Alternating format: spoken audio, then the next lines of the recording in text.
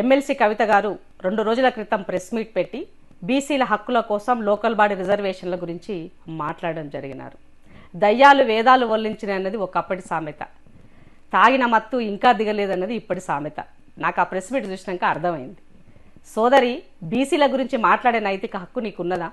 ఎన్నడన్నా బీసీల హక్కుల గురించి, రిజర్వేషన్ల గురించి, ఉపాధి అవకాశాల గురించి ఎన్నడన్నా సోచాయించినవి? 10 సంవత్సరాలు మీ నాయన ఎంబీసీ కార్పొరేషన్ పెట్టి 2000 కోట్లని చెప్పి 3 కోట్లు ఖర్చు పెడితే ఏడవండి నువ్వు మాట్లాడకుండా.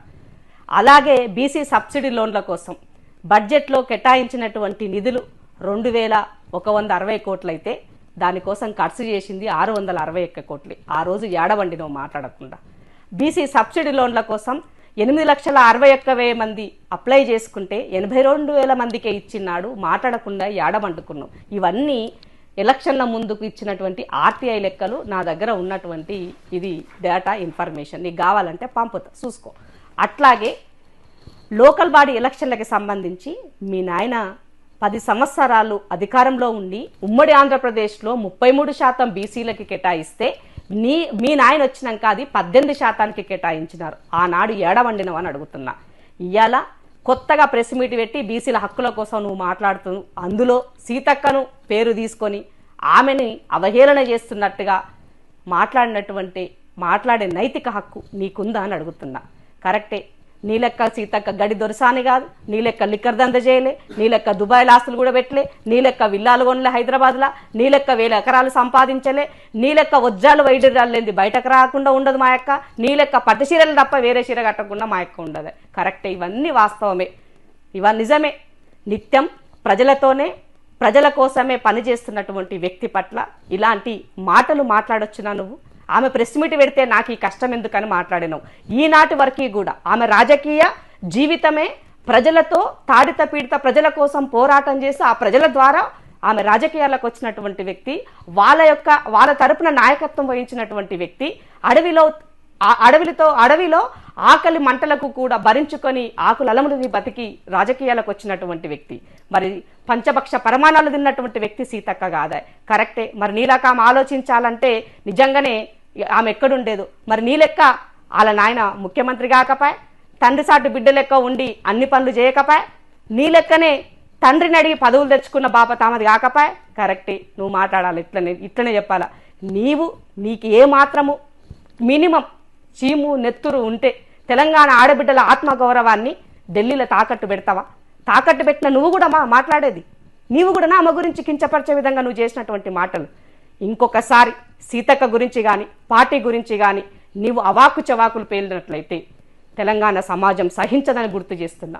సీతక్క ఇవాళ ఈ కింది వర్గాల కోసం రిప్రజెంటేటివ్గా పనిచేస్తుంది. ఇవాళ కాంగ్రెస్ పార్టీ లెక్క ఎన్నడన్నా మీ నాయన ఆలోచించిందా? ఈ బీసీలకి వాళ్ళెంతో వాళ్ళ వాటా అంత ఇవ్వాలి, బీసీ వర్గాల కోసం ఇవాళ కులగణన చేపట్టాలని ఎన్నడన్నా మీ నాయన ఆలోచించిందా? కాంగ్రెస్ ఆలోచించింది. ఒక డెమోక్రటిక్గా, సామాజికంగా, ఆర్థికంగా, రాజకీయంగా బీసీలను ఎదుగుదల చెయ్యాలన్న ఆలోచన ఉన్నది కాబట్టే కులగణన చేపట్టింది. దాన్ని కూడా రాజకీయంగా పబ్బం గడుపుకోవడం కోసం, నీ రాజకీయ అస్తిత్వం కోసం ఇవాళ జాగృత సంస్థను ముందు పెట్టి రాజకీయం చేస్తున్నావు. భారతీయ జనతా పార్టీ మెప్పు పొందడం కోసం నీ యొక్క పదవులను, నీ యొక్క కేసులను ఇవాళ మెరుగు చేసుకోవడం కోసం, నీ కేసులు ఎత్తివేయించుకోవడం కోసం ఇవాళ నీవు రాజకీయాల గురించి మాట్లాడుతున్నావు. అసలు నైతిక హక్కు నీకుందా అని అడుగుతున్నా. ఒక ఆడబిడ్డవయ్యి ఒక తెలంగాణ రాష్ట్రంలో ఉండి తెలంగాణ రాష్ట్ర మహిళా పక్షాన మాట్లాడతాని ఉద్యమంలో పనిచేసిన నీవు ఇవాళ ఈ రకమైనటువంటి విలువలు లేని రాజకీయాలు చేయడానికి అది నీకు మాత్రమే చెల్లిందని సందర్భంగా గుర్తు చేస్తూ మరొకసారి సీతక్క పట్ల కానీ కాంగ్రెస్ పార్టీ తరఫున కానీ నువ్వు ఏదైనా విషయం గురించి ఎప్పుడైనా ఎక్కడైనా విమర్శించే విధంగా మాట్లాడే ముందు ఆత్మవిమర్శన చేసుకో. నేను గతంలో ఏం చేసినా, ఇవాళ ఏం చేస్తున్నా, ఎన్నడన్నా తెలంగాణ రాష్ట్రంలో ఇంతమంది ఆడబిడ్డలు అత్యాచారాలకు గురైనాడు, ఇంతమంది పిల్లలు గురుకులాల్లో ఇబ్బంది పడ్డనాడు 10 సంవత్సరాల్లో ఎన్నడైనా మాట్లాడినవా? గంతెందుకు హైదరాబాద్ కూతవేట్లో ఉన్నటువంటి ఎల్బీ నగర్లో గిరిజన చిన్న బాలికని అత్యాచారం చేస్తే కనీసం పలకరించినవా? ఆనాడు మాలాంటి వాళ్ళం పోయినాం, సీతక్క లాంటిది పోయింది. అదే ఆదిలాబాద్లో లక్ష్మి అనే సోదరి కనీసం ఆ అమ్మాయి పట్ల స్పందించినవా? ఆ బీసీ బిడ్డని మాట్లాడినవా ఆనాడు? మరి ఏమైంది? నువ్వు అధికారంలో ఉన్నప్పుడు జరిగిన విషయాలే కదా ఇవన్నీ.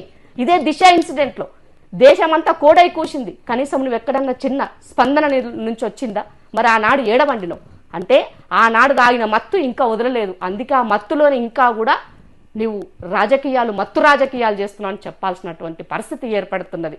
కాబట్టి ఒకసారి ఒక ఏలు ఎత్తి చూపి నువ్వు మాట్లాడినప్పుడు 4 వేలు నీ వైపు చూపిస్తాయి అన్నది మాత్రం గుర్తుపెట్టుకో. ఎన్నడూ లేనిది ఇవాళ జాగృతి సంస్థ యాదికొచ్చిందా? ఆ జాగృతి సంస్థ పేరు పైన స్కిల్ డెవలప్మెంట్ పేరుతోటి 3,000 కోట్ల రూపాయలు ఈ రాష్ట్రానికి కేంద్ర నిధులు తెచ్చుకొని రాష్ట్రానికి సంబంధించినటువంటి ఏ ఆర్గనైజేషన్ ఏ ఎన్జిఓ ఆర్గనైజేషన్ బతకకుండా చేసిండ్రు మీరు.